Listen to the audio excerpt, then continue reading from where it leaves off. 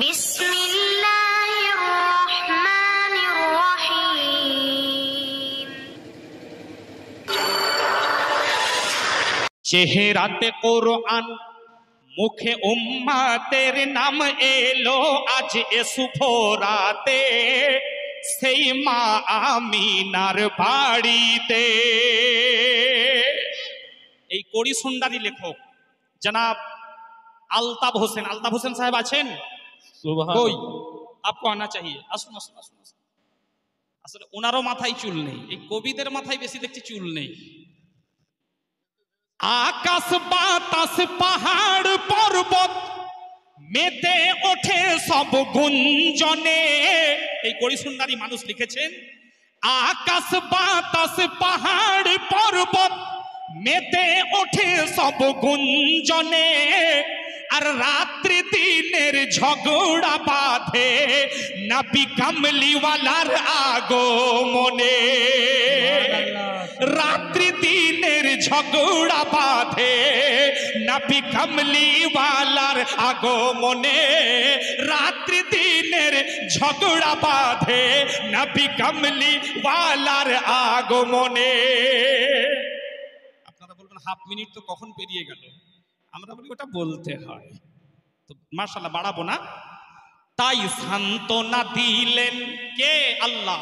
তাই সান্ত্বনা দিলেন উভয়কে আল্লাহ, তাই সান্ত্বনা দিলেন উভয়কে আল্লাহ, নবী নুরুল হুদাকে পাঠিয়ে। তাই সান্ত্বনা দিলেন কাকে?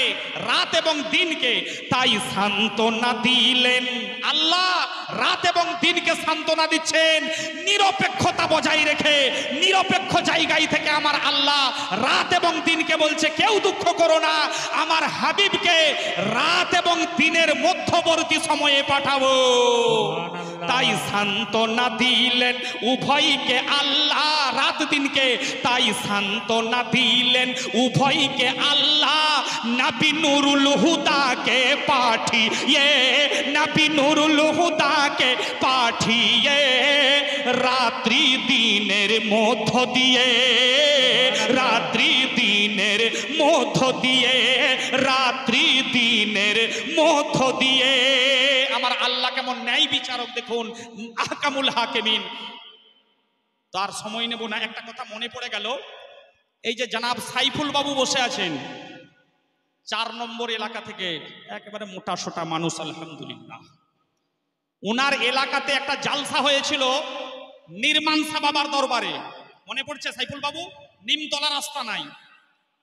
তো শুনলাম একজন বক্তা আমারই সঙ্গে প্রোগ্রাম করতেন। দেখুন কারোর সঙ্গে আমার প্রতি রাগ নেই, একই সঙ্গে প্রোগ্রাম করতাম।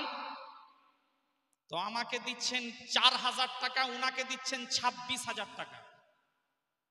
একসঙ্গে প্রোগ্রাম করতাম।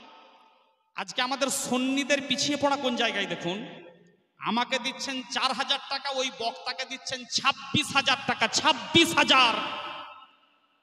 অনেক রাত হয়ে গেছে, মানে মেন্টাল ডিস্টার্ব হচ্ছে না যদিও আমার।